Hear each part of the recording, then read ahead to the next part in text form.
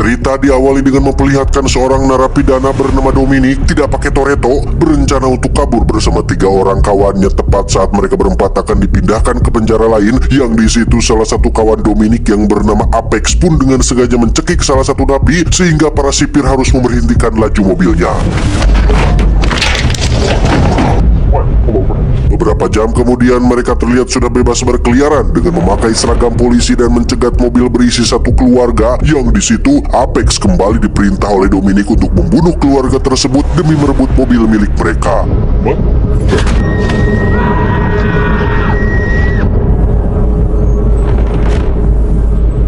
Dan kisah akan berfokus pada seorang gadis remaja berusia 13 tahun bernama Becky yang merupakan seorang gadis piatu yang jarang bicara, bahkan ketika dikelilingi oleh anak-anak pembuli pun Becky hanya diam saja. Dia pun pulang sekolah dijemput oleh sang ayah, di mana hubungan keduanya sudah lama tidak baik-baik saja setelah sang bunda meninggal akibat penyakit kanker yang dideritanya.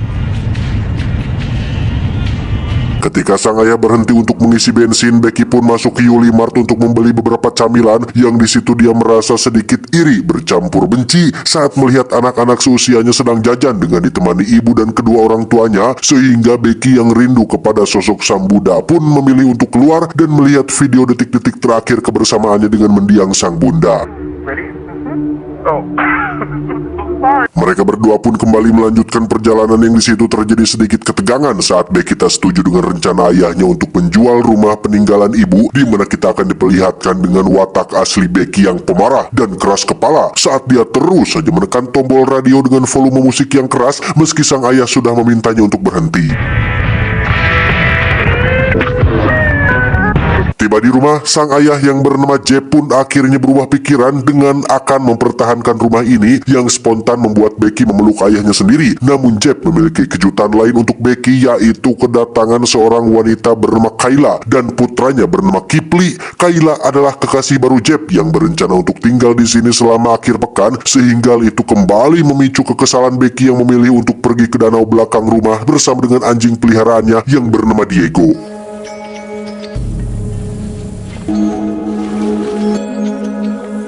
Tiba makan sore, Jeff sang ayah tak henti-hentinya memberikan kejutan dengan mengatakan bahwa dirinya berencana untuk menikah dengan Kayla dan menjadikan dia dan anaknya sebagai keluarga baru di rumah ini, yang dengan kata lain Becky akan punya ibu tiri dan saudara tiri, padahal mendiang sang bunda baru meninggal belum 1 tahun acan. Sang ayah sudah kepingin kawin lagi. Hal itu tentu saja membuat pori-pori kemarahan dan kedengkian Becky kembali muncul dan langsung pergi meninggalkan meja makan.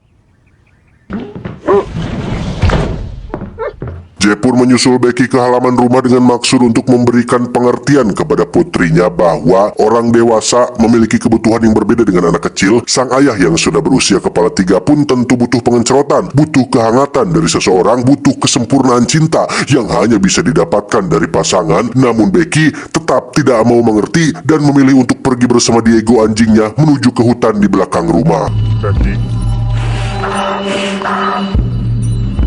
Dan inilah ratapan anak tiri, loh, dan inilah Becky tidak pakai tumewu. Rupanya Becky memiliki semacam kabin berukuran kecil yang sengaja dibangun untuk dirinya bisa sendirian tanpa terganggu oleh orang lain. Banyak barang-barang pribadi milik Becky, termasuk satu lukisan yang dibuatnya ketika ibunda masih hidup, di mana kemarahan Becky kembali memuncak dan membrutal dengan mengacak-acak semua barang pribadinya, yang membuat Diego si anjing kebingungan untuk bagaimana cara menenangkan majikannya tersebut. Capek ambek-ambekan, Becky pun kembali memandang lukisannya hingga teringat satu momen saat dirinya bermain ukulele di hadapan sang bunda yang sedang sakit, di mana momen itu merupakan momen terakhir paling berharga sebelum ibunda akhirnya meninggal dunia.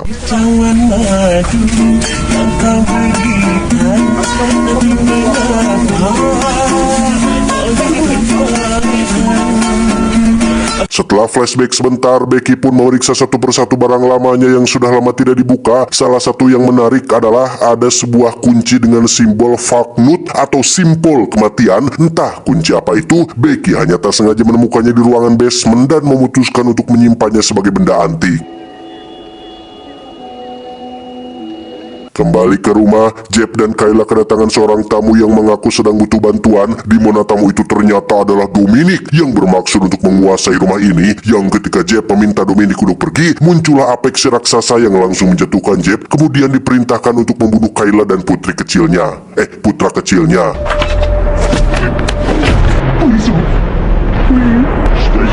Tak tega membunuh seorang wanita dan anak-anak, Apex yang hati kecilnya sudah capek melakukan banyak dosa dan terus diperintah oleh Dominic pun nekat membiarkan mereka berdua pergi melalui pintu belakang. Namun dalam pelariannya, Kayla dan putranya justru tak sengaja bertemu dengan dua kawan Dominic sesama napi, ada Cole dan Hammond. Mereka berdua menembak anjing peliharaan milik Becky, yaitu adiknya si Diego, dan membawa Kayla dan putranya kembali ke rumah. Couch, sit. Dominic pun memarahi Apex karena tidak mematuhi perintah, tetapi dia memaafkan perbuatan Apex asalkan tidak diulangi lagi. Jeb benar-benar terkejut saat mendengar Cole dan Hammond baru saja menuduh Becky, yang ketika Jeb akan mengamuk, Kayla langsung memotong pembicaraan dengan mengatakan bahwa Becky adalah anjing tua yang memang sudah waktunya mati, sehingga Jeb pun langsung diam karena sudah mengerti jika Kayla sengaja melakukan itu supaya untuk melindungi si Becky dari para penjahat ini. Setelah semua orang sudah berkumpul, Dominic pun langsung mengungkapkan tujuannya datang ke rumah ini adalah untuk mengambil sesuatu yang 10 tahun lalu dia sembunyikan di ruangan basement di rumah ini, dan akan melepaskan mereka bertiga apabila tujuan mereka sudah tercapai. Namun Kayla yakin betul jika Dominic akan tetap membunuh mereka bertiga karena sudah terlanjur melihat wajah Dominic dan kawan-kawannya. Tiba di ruangan basement, Dominic langsung kurah-koreh mencari sesuatu di dalam kotak kecil, di mana sesuatu itu kini sudah hilang entah kemana. Tepat di saat bersamaan, Becky yang sedari tadi mengawasi dari jauh dan sudah tahu tentang situasi ini pun nekat mengambil walkie-talkie tepat saat Dominic masih berada di ruangan basement.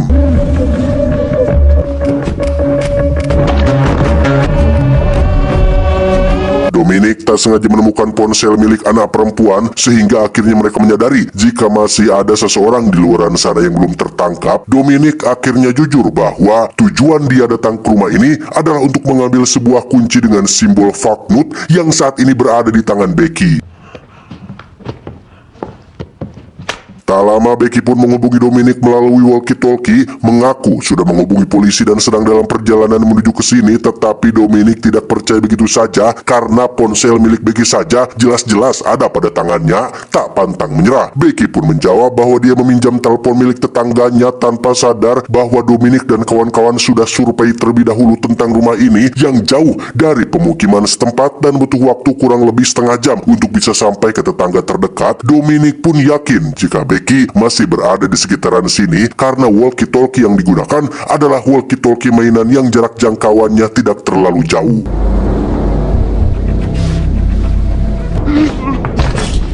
Dominic dan Apex pun membawa Jeb ke belakang rumah untuk melakukan permainan siapa peduli, yaitu dengan akan menyakiti Jeb secara perlahan agar Becky mau menunjukkan batang hidungnya. Di situ Becky tak sengaja keceplosan saat mengatakan kunci bersimbol Falknut yang mereka inginkan, padahal Dominic sama sekali belum mengatakan tentang isi dari kotak yang dimintanya menggunakan paniir alias tusukan besi barbeque. Dominic pun melukai wajah Jeb hingga teriak kesakitan, yang ketika Jeb diminta untuk berbicara kepada Becky supaya mau memberikan kuncinya, Jeb justru menyuruh Becky untuk lari sejauh mungkin dan... Ya, si ayah kembali teriak saat Jeb menusuk perutnya menggunakan besi panas, di mana Becky secepatnya pergi ke kabin untuk mengambil kunci yang dimaksud dan langsung kembali ke sana sebelum ayahnya benar-benar dibunuh. Saat itulah Jeb berhasil berontak dan kabur dari mereka berdua, di mana Apex menolak untuk mengejar Becky yang seorang anak kecil, sehingga Dominic harus melakukannya sendiri dengan bertindak tanpa pertimbangan yang panjang dengan menembak Jeb tepat di hadapan Becky.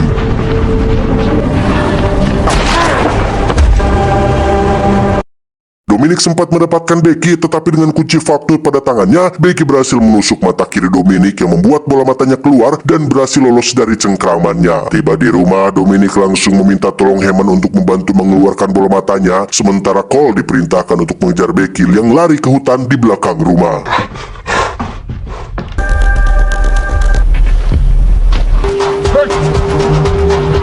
Setibanya di kabin, Becky langsung masuk ke dalam dan menjadikan Diego sebagai penjaga, sehingga Cole yang kebetulan takut dengan anjing pun tak berani masuk, padahal dia memiliki sebuah pistol di tangan. Tetapi karena tak ingin bertindak brutal, Cole memilih untuk menunggu di luar sambil bernegosiasi bahwa apabila Becky mau memberikan kuncinya, Cole berjanji dia dan teman-temannya akan segera pergi dari rumahnya. Sempat akan menuruti permintaan Cole dan menyudahi mimpi buruk ini dengan cepat, Becky seketika teringat dengan nasib dirinya yang kini hanya sebatang kara. Ibunya telah wafat, anjingnya pertamanya sudah mati, dan kini ayahnya juga ikut mati, dan hanya menyisakan Kayla, sang calon ibu tiri yang tidak jadi, yang belum tentu tulus sayang terhadapnya. Sehingga dengan semua kemarahan, dendam, dan hidupnya yang sudah kacau, Becky memutuskan untuk bertindak brutal dengan akan memberikan perlawanan menggunakan penggaris kayu yang dipatahkan dan beberapa batang pensil yang disatukan menggunakan solasi ban.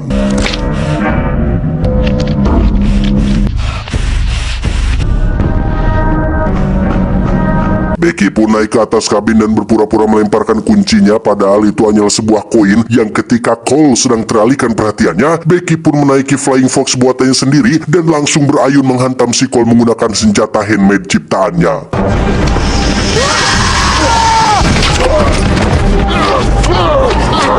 Sementara itu di rumah, Kayla terlihat sedang meminta tolong Apex untuk lepaskan dia dan anaknya setelah sebelumnya Apex sempat membantunya. Namun kali ini Apex sepertinya tidak bisa berbuat banyak membantu karena tak ingin mengecewakan Dominic untuk yang kedua kalinya. Merasa bahwa Apex sudah mulai melehoi, Dominic pun memberikan sepucuk pistol kepada Apex dan menyuruhnya untuk menembak Dominic, yang tujuan daripada ini dilakukan adalah untuk menguji seberapa patuh dan fokusnya Apex terhadap tujuan dari kegiatan ini, yang setelah Dominic mengingatkan tentang persaudaraan atau ikatan persaudaraan dan perduluran mereka berdua yang lebih kuat daripada hal lain, Apex pun setuju untuk tetap fokus pada apa yang menjadi tujuan mereka semua.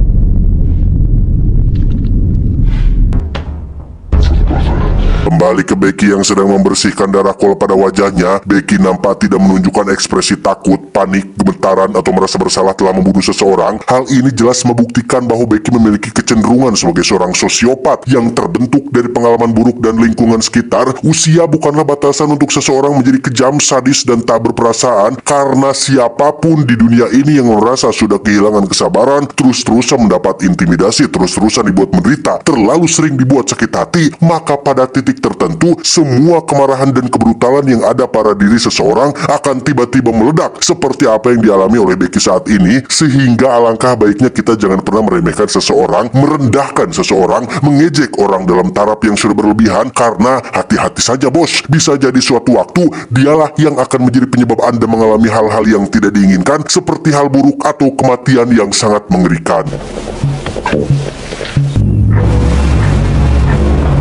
Dan ya, Dominic pun menemukan sobekan baju si Cole yang di dalamnya terdapat walkie-talkie, yang di situ Becky seolah menantang Dominic untuk ambil sendiri kuncinya. Penasaran dengan siapa sosok Becky sebenarnya, Dominic pun menghampiri Kayla untuk mencari informasi tentang siapa sih si Becky ini. Perasaan kok keras kepala amat bocah Tea, gak bahaya tah? Kayla pun menjawab bahwa dia tidak terlalu mengenal Becky, namun selama ini dia hanya tahu bahwa Becky adalah sosok pemarah yang tidak akan menyerah hanya gara-gara sekelompok narapidana yang sedang mencari kunci. Sehingga Dominic yang seolah tertantang atau ditantang pun menyuruh Apex untuk cari Hammond yang kebetulan masih berada di luar sana.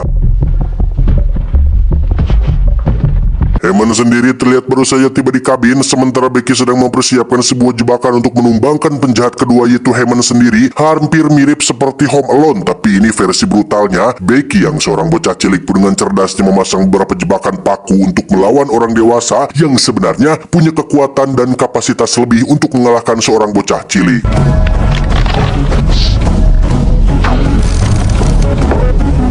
Becky pun sengaja muncul di hadapan Hammond, kemudian memancingnya ke lokasi jebakan, yang ketika dia sudah berada di lokasi, tiba-tiba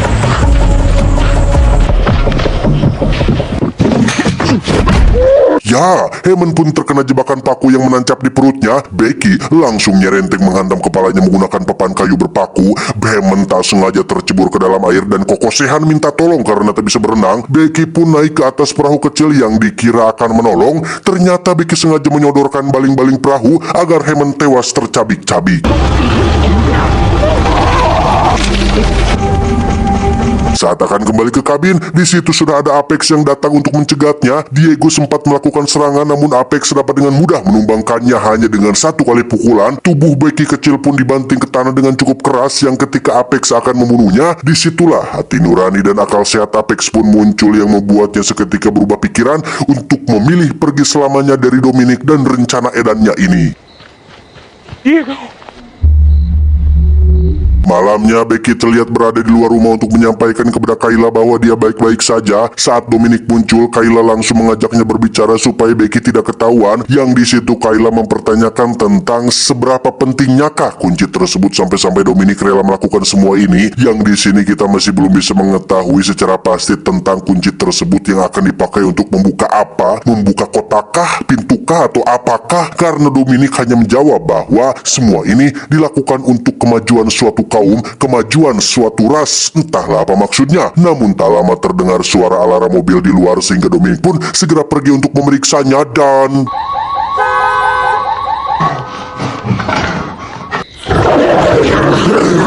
Ya, Diego berhasil menggigit dan membuat sibuk si Dominic sehingga Becky secepatnya menginjak gas untuk membuat Dominic tewas tertabrak. Tetapi Dominic hanya terserempet saja dan justru Becky lah yang harus menabrak pohon. Becky pun pergi ke gudang untuk mencari benda yang bisa dijadikan senjata, kemudian duduk tepat di depan api unggun di belakang rumah sambil menunggu Dominic datang untuk mengambil kuncinya.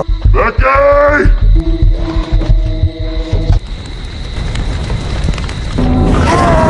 Dan ya, Becky pun membakar Dominic menggunakan pistol air berisi bensin, di mana Dominic berhasil mematikan apinya dan langsung membanting tubuh kecil Becky dengan sangat keras. Yang ketika dia sudah berhasil mendapatkan kuncinya dan bermaksud untuk menembaknya, muncullah Apex yang datang untuk membantu dan meminta Dominic untuk pergi saja dengan kuncinya.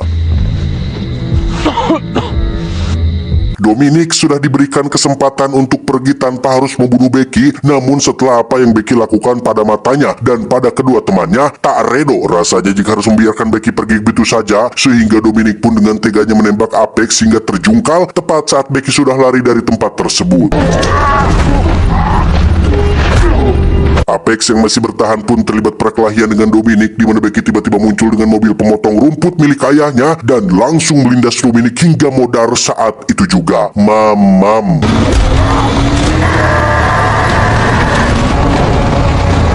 Apex pun meminta maaf karena sudah membiarkan Becky menghadapi Dominic sendirian. Apex berharap agar bantuannya ini bisa menjadi semacam penyesalan dan penebusan atas dosa-dosanya di masa lalu, yang ketika Apex terus saja menyerocos membicarakan masa lalunya dan membicarakan tentang dosa... suara habis. Seberi maaf teman-teman, saya tadi lagi langsung ngejat ini. Lagi pilak, ini batuk, aduh keganggu, maaf ya, ulangi lagi. Apex pun meminta maaf karena sudah membiarkan Becky menghadapi Dominic sendirian. Apex berharap agar bantuannya ini bisa menjadi semacam penyesalan dan penebusan atas dosa-dosanya di masa lalu, yang ketika Apex terus saja nyerocos membicarakan masa lalunya, Becky pun dengan cepat mengambil pistol dan menembak kepala Apex tanpa banyak cincong. Tak lama setelah mimpi buruk ini selesai, Kayla pun menghampiri Becky yang sedang duduk menunggu pihak berwajib datang. Becky sengaja membunuh Apex karena sejak awal dia sudah terlanjur ikut terlibat dalam aksi ini. Sang ayah sudah mati, sehingga meskipun Apex menyesal, sok baik dan sok ngasih bantuan, nasi sudah menjadi bubur, tinggal pakai daun bawang, seledri, tongcai, suwir ayam, cakwe, kacang kedelai goreng. Bahkan jika Apex nangis kejer sekalipun, nehi, aku ora iso ngapura sampean mas, wis tak kandani. Di hadapan petugas, Becky mengaku bahwa Dominic dan kawan-kawannya sedang mencari sebuah koin berharga yang sempat dia lempar ke rumputan dekat kabin, di mana Becky sengaja merahasiakan tentang kunci Faknut tersebut karena setelah semua yang terjadi, Becky memilih untuk menyimpan kuncinya sebagai bentuk simbol, pengingat, penanda akan tindakan brutal dan pembunuhan pertama yang dilakukannya, sehingga untuk kedepannya Becky sudah siap mental apabila hal ini sepertinya ini terulang kembali.